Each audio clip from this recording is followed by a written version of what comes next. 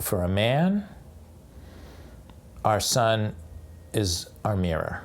That mirror breaks with autism. So that boy doesn't look like us. 80% of kids on the autism spectrum are boys.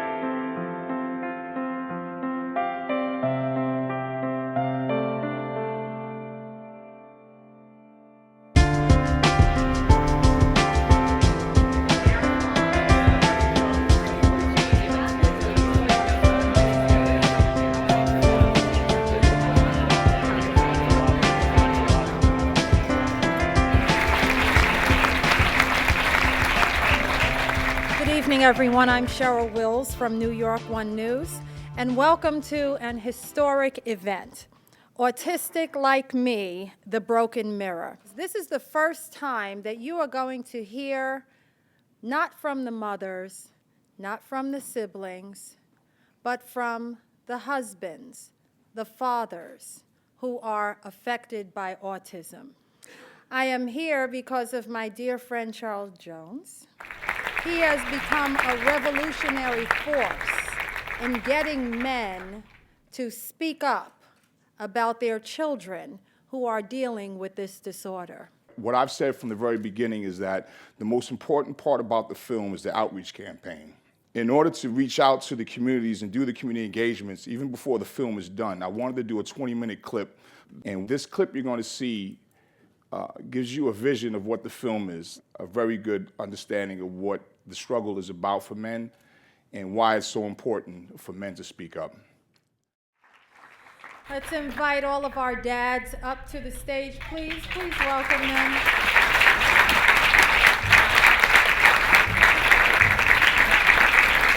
And they do deserve a standing ovation. I must agree with you on that.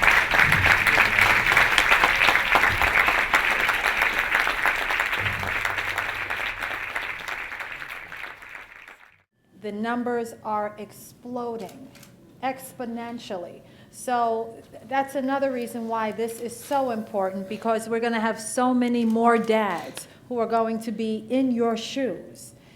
I think that, and Charles and I have discussed this, that dads are often left aside. We're raised not to be as expressive of our feelings. We're supposed to be strong and supportive. So a lot of times I think there's an overlooking of a dad's need.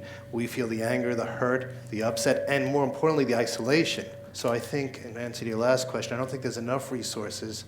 This is an important project because of that. Right. And it's like any other grassroots project. It's awareness and getting the word out that this is a need. The most difficult thing to do is get guys to come out to these support groups, forums, whatever you want to call them. Actually, I was told don't call them support groups because they'll never show up. You're right. So, and that's reality. And so what? Beef and beer. Yeah, right. There you go. Like most men, we were all probably very reluctant to enter into this project. You know, we all had our own reservations, our own reasons for that reluctance. That was probably one of the best decisions I made since, having children. And it really changed my whole outlook on everything, opened me up a little more. You see in that group circle that there was everywhere from a lawyer, an accountant, several police officers, several military, black, white, Hispanic. Interestingly enough, the burliest of us, didn't even make it through. Right. And when we got to the retreat and I got to meet the other fathers and we started talking, and it was just like we was telling each other's story. It was, I call it a brotherhood, and I think it's one of the best decisions that I ever made in my life. I know it is. I know it's one of the best decisions. I have never had such camaraderie as I have experienced with other fathers of autistic children. you bond with these guys because your friends can tell you they understand, but they don't. Unless you live it and you go through it, you don't know. If you give yourself to it, and you give yourself to the experience and to the communication with people who are struggling with this immense thing that we're all struggling with, I never thought it would be what it was, and what it was life-changing. Hi, Hi, I'm Colleen Reed, and I just wanted to say this was fantastic. I'm actually a special educator and early interventionist, ABA therapist from Queens. And in all my years of doing this, I have never met such a fantastic group of fathers. It's amazing. Autism is not a curse. True. There are, just as there are challenges, there are also great triumphs. Absolutely. And that's the story we often don't hear. It's not some gloom and doom. When I interviewed Charles for a New York One report we did promoting this film, he talked quite eloquently about the milestones that his son made. So I think that's something that's important to get across. You know, what you got to try and learn to do is appreciate those joyful moments when they come by, because sometimes they're as quick as a glimmer, and then they're gone again, depending on the temperament of your child and the degree on the spectrum they may be. And I tell you, one of the biggest joy for me was doing the film. I took him to get his haircut in the film there, right? And that's my first time that he actually sat in the chair and didn't jump around and move. And those little victories, you know, for most people, that's small accomplishments. But for a child on the spectrum, that's, you know, it's huge. And it makes you really appreciate life and really take notice of what's important. Well, as the gentleman was saying, sometimes raising a child whose development is not going as typically as we'd like forces you to appreciate every little milestone. You learn to recognize and celebrate 1,000,001 milestones that most parents, I suppose, are fortunate enough not to recognize that they are milestones. Sure, and it may be a blessing in that way. It's the little things, as they say. So our next question. My marriage was a casualty of autism. And my ex would tell you that no, it wasn't. We just drifted apart. But for me, when he said that, I was like, we did? Because I don't remember that happening. And over the years, I've said to him, you know, I would say, come to the IEP meetings, come to this, come to that. And constantly, I would be at these things by myself. And then for this event, I saw this event in New York Metro paper. And I got excited. I called him up. I'm like, listen, they're fathers. They look just like you. They're in our age group. They play basketball. You know, come out, and I promise you, you're going to like it. And so I'm going to say I'm here with my best friend, and you guys can put two and two together. And tonight, watching that film, my anger is, you left me to do this by myself. And I'm still here doing this by myself. And so I'm saying thank you to you all for coming to the space you are. And then in turn, you're going to bring other men to the space that you are. So hats off. Thank you. Thank you. Bravo.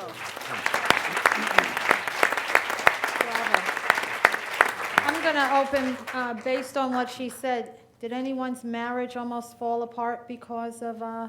Well, let me say this because it was published. You know, it was tough. It was a direct impact. How I handled my son's condition had a direct impact on our relationship. Wow. But basically, I didn't want to be bothered by anybody. I was just in an ugly space. It's just that powerful, man. That pain, that guilt, all that holding, that tick, tick, boom. You hold all that in, and it's poison. And if you don't help in a healthy way express that or process that, that's the result of that. Sure. Anyone else want to? I think John. Yeah, I was totally detached. I used to come home and we would all sit at the table and eat dinner together. And like I said in the film, I just come home, I take a shower, and I go to the bedroom, and I'm isolated all alone. And at the time, to me, it seemed normal. I didn't realize that I was detached and isolated, but that was just my way of dealing. I am actually an early intervention official and with the Manhattan Regional Office, and I just want to commend you all. I work with the 0 to 3 population. Commend you all for just sharing your experiences. And I think one of the questions which she was referring to is really what can we do as interventionists during that initial process to really help to bring you in without, I guess, being in the Take this one. That's, you got to have, dad has to want to do it. I mean, and sometimes it's a threat from a wife, sometimes it's, whatever. Yeah, we had to want to do it, each one of us. I told you, like, almost turning that car around several times. And as a father, we're taught, to be the strong, stoic one, as you said. So if they're not going to want to do it, how long did it take you to even, start this? It's just one of those things. First, I just really want to thank you guys very much for all of this. The common theme throughout this adventure that we've been on with my son since he was 18 months old is we feel blessed. We feel blessed that our pediatrician identified something, that we had him evaluated. I can't believe I was standing right behind her, but Princessa, you actually were at our evaluation earlier.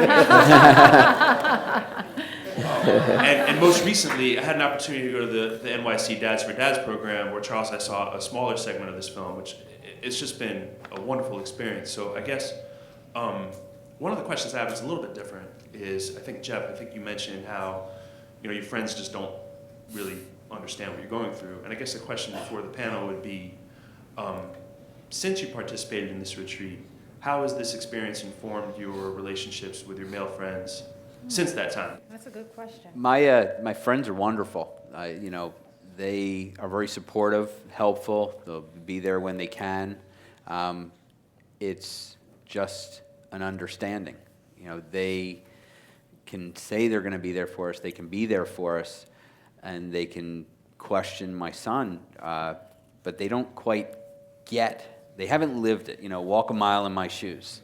We have, a couple friends who don't have autistic children who we can turn to and rely on.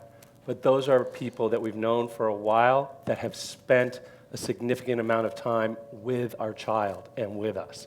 So they've seen enough of those moments that get them past the, oh, well, you should just parent differently, or it's this, or it's that. It's, oh, no, this is something I've never seen before. Holy cow, what are you guys dealing with?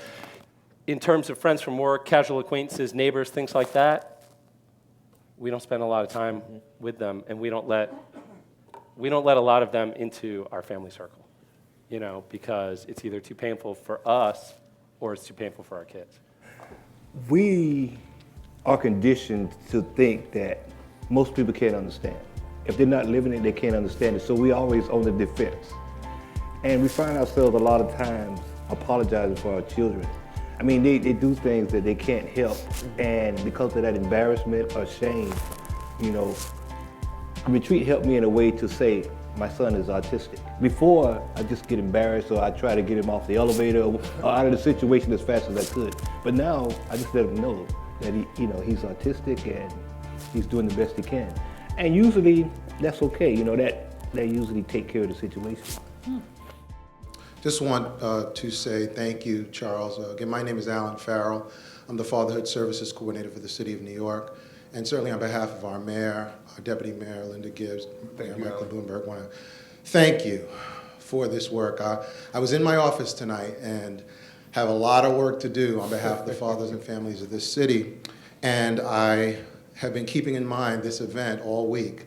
And I said, I need to come out and I need to bear witness to this great work and this great effort. Just words. Thank you, man. I'm really speechless by this and just encouraged to continue to forge ahead in our work for fathers and families. And Charles certainly will be connecting. This is a great effort. I affirm all of you in your stories. Thank you so much. Fantastic.